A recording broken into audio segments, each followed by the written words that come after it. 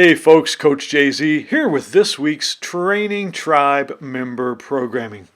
T2, the online group coaching and training platform where all the cool kids hang out. If you're not yet a member and you want to be a cool kid, you can. Just go to thelifetimeathlete.com, click on Training Tribe. Love to have you. Come join us. We are launching into month 2 of our strength block, and we'll be starting all new training splits with some fabulous movement opportunities. Last month represented a lot of good solid work, and now we're building upon that platform. Your body is layering on strength, and that's not just in your muscles, it's in your bones, your organs, your connective tissues, and you're actually becoming more durable as well. It's all part of the process. So this week is exciting because we have a new training split. It's going to be a lower upper cardio times 2. So we have a workout A1, A2, B1, B2, and C1, C2. And that's what I'm going to be going over for you now. We'll describe each of the exercises, and then you can also refer back to your training documents for all of the nitty-gritty. Let's get it. And we start off with workout A1. That's the first lower body workout on Monday. You'll see here that I'm performing a modified Nordic hamstring curl, keeping a stiff body, lowering down into a push-up position, and then coming back up without hinging at the hips. Now the goal over time with this exercise is to remove the bench and make it all the way to the floor. However, I wanted to start this movement somewhat easy so that everyone had a good experience with it and didn't get overly stiff or sore in their posterior chain muscles. Moving right along, we're going to the unilateral bench lowers. This is where you're fighting the descent on one leg, trying to go a little slower than I did right there. You don't want to crash down, and then you can stand back up with 2 legs. This is just a nice way to warm up, again, emphasizing use of the legs, but also allowing you to focus on the hinge pattern, which will be employed quite a bit in some of the exercises we perform later. Now you've got your deadlift, and what I'm showing here is one option, again, to use any equipment that you have available. So I'm doing a dumbbell deadlift off blocks. Those are homemade lifting platforms, but you can certainly use stacks of boards or books or even cinder blocks. If you have an Olympic barbell or a Trapper Hex bar, those are excellent. You can even fill buckets with sand or water. Just find a way to get a nice heavy load for this movement. Okay, then we move into the front foot elevated split squat, and here I'm loading at the sides with dumbbells. That stool that I'm using is actually about 12 inches high, and I would have liked to have been a few inches lower optimally. I should have grabbed a cinder block, and you can certainly do that as well, or use the bottom step of a stairway. Never train at the top of a stairway, please. This movement is great because it allows for a bit more range of motion, enhancing flexibility, but it also, with that elevation, loads our hamstrings and glutes very effectively. Now moving into the accessories, this is that sliding bridge, and as you lift up, you really employ that posterior chain, hamstrings in particular, to perform the movement. And when you do 2 times 30 seconds of this, you're going to say, wow. That was outstanding. Maybe even use the word zesty, as I so often like to do. But that's a great exercise. Just make sure you've got a nice slippery floor and some old rags. Okay, from there, you're simply going to flip over and you're going to hit your sliding mountain climbers. What a great finisher to this routine. And it'll give you that nice feeling of full body motion and a bit of breathing hard, a bit of a pump, which is never a bad way to conclude a workout.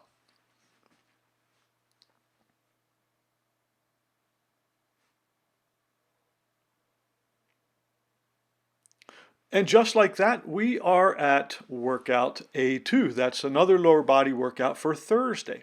Starting off with the Spanish squat, that's where you make an anchor like you've seen me do here with a strap and a towel, and then allow yourself to squat, hopefully ATG or rock bottom, without grabbing on with your hands. Now I was grabbing off my hands because the way I had this set up for demonstration purposes, it was sliding around on me just a little bit. So just make sure you've got a nice, stable, sturdy arrangement, and this is just a great workout. It's kind of a complement to the Nordic Ham Curl that you've done earlier, just working on the body front to back and comprehensively. We also do some preparation or warm up with these unilateral bench step downs or lowers. And here again, you're fighting the descent. So this time we're going to be using a bit more quad in that focus or anterior chain musculature. You can use any height that you prefer, whatever you have available. You can use a box of stool, a bench, a milk crate. Anything will work. We're all about hashtag create the win here at the Lifetime Athlete. Getting into the main or primary component, we've got the box squat. And so I'm using that stool again. I've got it at an angle so I can get my feet up close to it. And I'm showing you how you can create load by wearing a heavy backpack plus dumbbells, but you can also front load this with a barbell or sandbag, kettlebells in a rack position, very good, or again, just doing a traditional back squat. We get that depth, you touch but don't fully relax onto the box, and then stand back up. From there, we're working on the single or unilateral calf raise. Here I'm showing it with a board. Again, you can use anything that you have available. And I'm holding the weight on same side. It is kind of optional, but that's how I like to perform the movement. You'll be surprised how challenging doing that exercise with even a small load on one leg can be, but it's great for developing the lower leg. Then we finish out with some jump rope here. You notice I'm doing the invisible because the studio ceiling is a bit low, and you can certainly do that as well. Everybody's a joker. El Jumpo Ropo.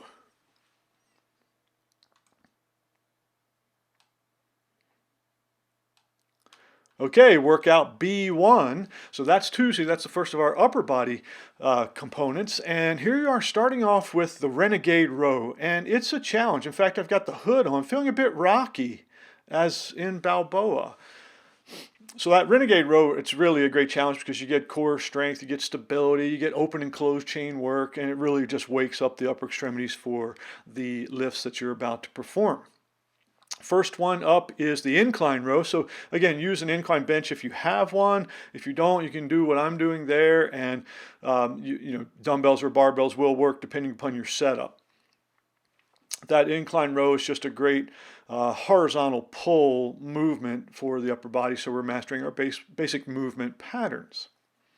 Now we've got the overhead press, and I loves me some sandbag. Find with my shoulder issues, the sandbag is just superior for me as opposed to dumbbells or barbells, but feel free to use any equipment that you prefer for this movement, as well as any path or track of motion with the arms. Now from there we move into the Triceps Pwessdown. Again, using elastics for this, so you may have to double up your band or use several, but a great finisher for the arms. And of course, that joker's back, Twiceps Pwessdown.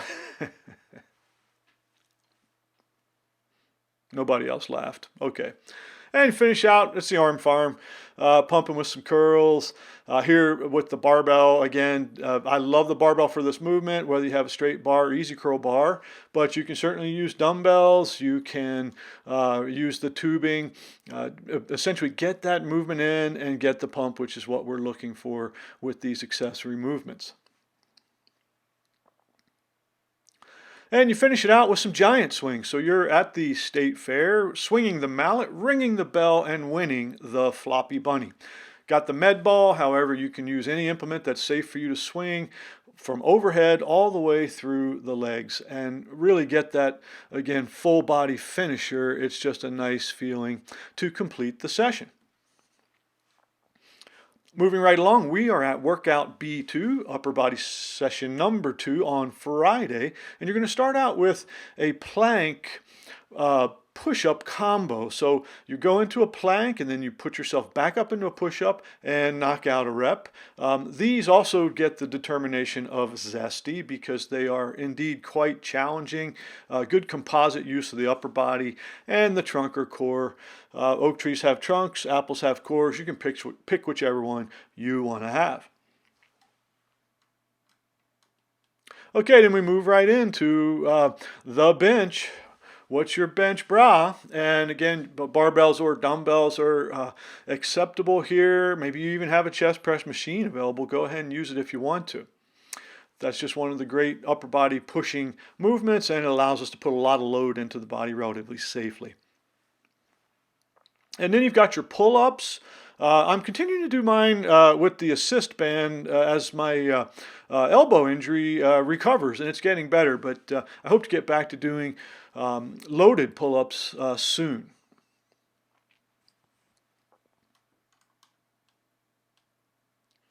And then, of course, we have the quintessential farmer's walk, heavy weight in each hand. That can be with the buckets. You can carry cinder blocks around. Again, whatever you've got, if you don't have heavy dumbbells or kettlebells, you can still create that win. From there, after the farmer's walk, we move right into the suitcase carry. So now you're just simply carrying on one side of the body, great core activation there, and also try not to rest the arm on your side, which takes away some of the work, and you don't want to rob or cheat yourself of this delicious wonderfulness.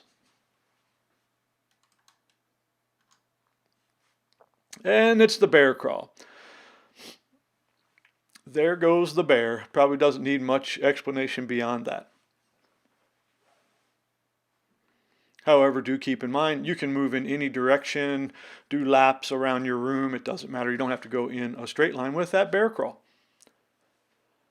Now it's workout C1, that's cardio session. And really we're just going to start out with some box breathing in the 90-90 T position. So hips and knees are at 90 degrees roughly there, and upper body's a T. That allows you to focus on your breathing, and we've got that laid out in the program. It's a box technique, nasal, and you're just working on awareness of position and stacking and filling. After that, you go to workout C2, which has a warm-up component of some thrusters. So that's kind of a low to high push pattern, full body, doing a front squat combined with an overhead press. Again, I'm back there with my pet sandbag, using the lighter one of two on that particular option. We also warm up with a clean to sky, or kind of a power clean high pull combination, using the bag for that, and I'm using a tap and go to the floor, ride the bag technique. Okay guys, that wraps up our programming for this week, and don't forget to attend this week's masterclass where we're performing jumping, pumping, and thumping. I'll explain that as we go along. You are amazing, and you definitely are a winner. Thanks for being with me today, and have a great one.